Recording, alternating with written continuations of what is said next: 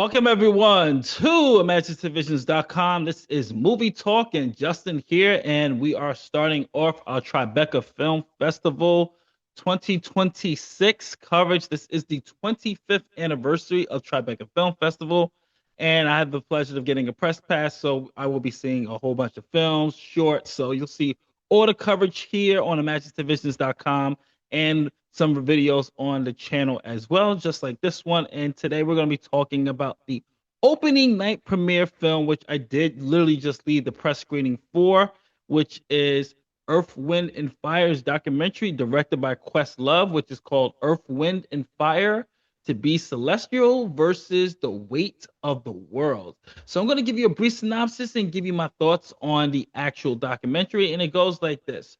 Earth, Wind, and Fire to Be Celestial versus the Weight of the World is a 2026 American documentary film directed by and produced by Questlove.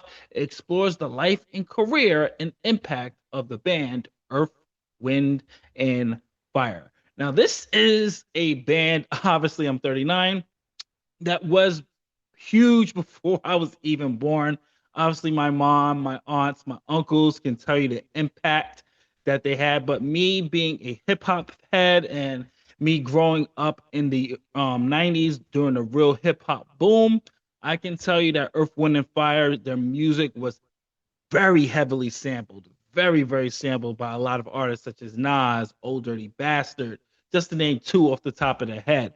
And they are just synonymous, just they were just so unique. And let me talk a little bit about what I liked about the documentary because this is a really good documentary. It's actually pretty lengthy too. For a documentary is usually like an hour or at least an hour and 30 minutes at least the max. This is a 2-hour documentary that's going to be on HBO Max, I believe June 7th.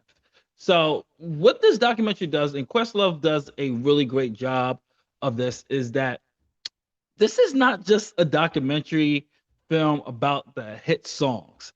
It's about vision, creativity, culture, and that kind of music that really brings people together.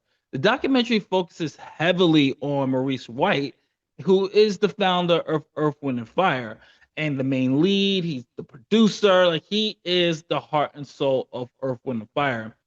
And truthfully, that choice does make sense. He was the mind, he was the spirit behind the whole thing. And the film shows how he wanted the band to be more than just entertainment. He wanted the music to feel uplifting, powerful, and almost damn near spiritual. Throughout the whole documentary, you're gonna see things such as them talking about astrophysics and Afrocentric themes and things of that nature about being meditation, being more true to yourself and being one close to oneself throughout the entire documentary. And I really thought that that was a smart choice because you can see that is the actual nucleus of the band. And what I really did enjoy also was that watching the vision come together to me was one of the best parts of the film. Them coming up with certain songs. You see what inspired Maurice, the collaborations, and I also enjoyed the performance footage. You seeing the costumes, the dancing, the stage presence, the crowd reactions made the documentary feel alive. Of course, you have people who were influenced by Earth, Wind, and Fire, such as her. You have Anderson Paak is in there. You also have colleagues, people that were collaborators, such as Stevie Wonder is in there. Lionel Richie's in there as well. So you have a hefty amount of people from the music industry talking about the impact. You get testimonies from family members. So Questlove really did his research on this, and he brings a lot of love and respect to the material. And the documentary doesn't feel rushed or careless, especially with this 2-hour runtime. It really does feel like it was made by someone who really understands the history of this band and really want to showcase their love for them. It's a definitely a tribute type of documentary, and you can see that with the messages that's being presented here, the sound design, everything is just on point. I would say though my biggest issue, and this is just a nitpick for me with the documentary, is that it's so Maurice heavy, and that Maurice White is the centerpiece of it.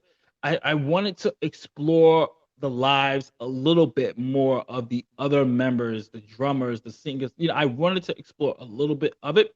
You get little glimpses of that with his brothers and his sisters and things of that nature, or people that was around Maurice. But I wanted to get a little bit more of the other people and how what else did they contribute, because they also contribute a lot, which they do say in this.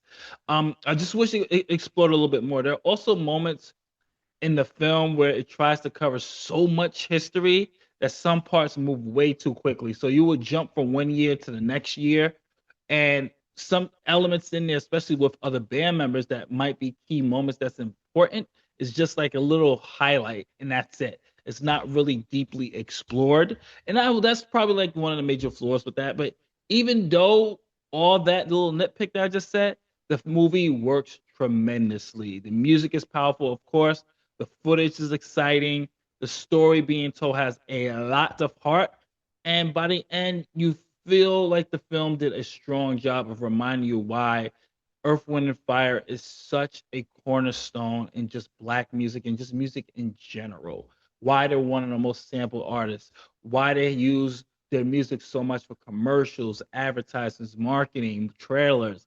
You see all that in the impact that this band had. So I'm going to go bring up my movie score here, popcorn meter, and I'm gonna give this a full bucket. This is a strong, satisfying watch, and definitely check this out when it hits HBO Max. This is Justin from ImaginativeVisions.com. This has been Movie Talk. If you like what we do here, don't forget to like, share, subscribe, hit that notification bell, and give me some reasons of what is your favorite Earth, Wind, and Fire song. Lady Day, see what I did there? Peace.